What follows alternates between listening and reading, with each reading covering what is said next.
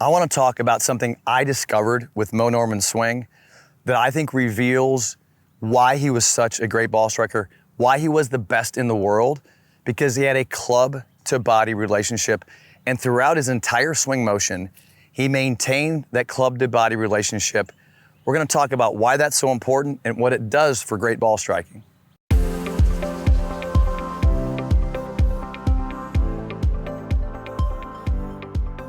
Welcome to the channel today. I want to talk about a discovery I made, and I actually presented this on the Golf Channel back in about 2000, 2001.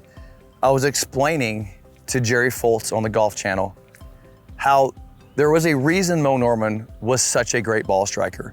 It had everything to do with the way he was able to return the club to impact. I mean, that's logical. If I can return the club to impact consistently, more than anybody else, I will hit the ball consistently better than everybody else. Good players are able to do that. Moe was extraordinary at getting the club to impact. Now, the question then becomes, what did he do in his swing motion to be able to create impact more consistently than anybody else? And you could look at it like this. He rotated less, he had less movement, he was more stable. But in all those things you talk about, which I do talk about those things, all those things require the club to return to the same spot every time. Matter of fact, if you look at good ball strikers, they have very consistent ball speeds. What ball speeds mean, if I have consistent speeds, is that I'm returning the club. If I grab a 6-iron, for example, or a 7-iron, and I take this 7-iron, and every single time I swing, I get to the same exact spot, the club has the same speed, the same angle, the ball compresses the same, the ball has the same speed. What does that mean? I can hit consistent distances. I can hit it consistently straight, because if you call it balls curving, it has different speeds. So the goal is to have a great club to body relationship at the moment of strike and impact. Okay, all good players do that. But what Moe figured out and discovered, I call it a discovery, is that he kept that relationship of club to body throughout his entire swing motion. He never lost it. And I'll give you an example. So if I'm swinging the 7-iron and I take the club back and I take my hands back like this and the club's outside, the club goes steep. That club has a different relationship to my body than it does when I go like that. So if I'm moving the handle of the club around, it's changing its plane, it's changing a relationship. Let me show you a very interesting aspect. And I show this a lot when I talk about lead-sided relationship. This is our single plane trainer. This is a device I created to represent what Moe figured out in his swing. What Moe did, he had alignments. When he held the golf club, it created an alignment of the lead arm in the club. It also created an alignment of the trail arm in the club. But notice that the club has a relationship to the lead side of my body. That is the exact same relationship that all good ball strikers have at impact. If I'm hitting a driver, lead side. If I'm hitting a 7-iron, lead side. So there is a lead-sided relationship from the handle of the club to my body. And so if I can become really good at returning the club to the same exact spot, I'll be a great ball striker. But here's what Moe figured out. And this is why you see him do a couple of things. You see Moe do this. At address with a driver, you will see Moe set the club slightly behind the ball like this. Well, look, lead-sided relationship. He's not doing this. He's not here and then impacting here. He's starting because he has tilt. The club has that lead-sided relationship all the time. It starts there. Now, you see it with the driver, right? Watch this. Here's a 7-iron. If I grab a 7-iron, the ball's not as far forward. However, look at this. The club has a lead-sided relationship. It lines up with the arm.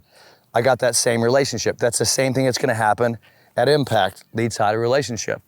So what you're starting to see is Moe establishes this at address, but it gets even more interesting than that. Because watch what happens. If I establish the lead-side relationship at address, and now I rotate, look at how when I turn, the club has a lead-sided relationship. It's still pointing to my lead side. Now, you're gonna see Moe leverage the club, radial deviate his hands, and hinge his hands up. So you're gonna say, well, Todd, that's away from my lead side. But look, it's on plane, right? It's still on plane. Here's what's fascinating.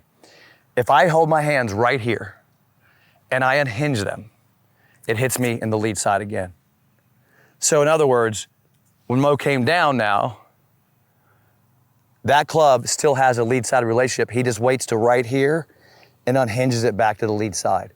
Everywhere in this swing, I have a lead-sided relationship, everywhere. Moe never lost his ability to get the club to the lead side. He didn't do this. He didn't take it outside. That doesn't have a lead-side relationship. He didn't take it flat. That does not have a lead-side relationship. He didn't take it steep. That is not a lead-side relationship. As he took the club back, lead-sided, lead-sided, lead-sided, lead-sided. So really, I discovered this because I was drawing lines on the screen. I was watching the reference line of the club to Moe as he swung, and I did this on the Golf Channel, and Moe did this. Every frame, frame 1, frame 2, frame 3, frame 4, hinge, frame 5, frame 6, frame 7, back to lead-sided. So this is happening. Everywhere in his swing, he's able to get the club to the lead side. Now, here's a way you can feel that. And by the way, the reason I think this is so important as a discovery is because this is probably what will determine whether you ever get to become any good at golf, because the lead-sided relationship produces swing plane. So do this. If you want to feel this, and that's why I did this. I want to feel what Moe was feeling. Take the club and just choke down on it and put it right there. It should hit you right above your hip joint, right across from your belly button. And you should feel this angle. There should be an angle to the club, not straight up and down. There's an angle. And now it stays there. See that? That's why the club goes slightly to the inside. Then it comes up. And now, because I'm in a different rotation, lead-sided relationship coming down, back to lead-sided impact. And that's when you see this golf swing now, look at it from the standpoint of that club always has the ability to get to my lead side. Here it goes.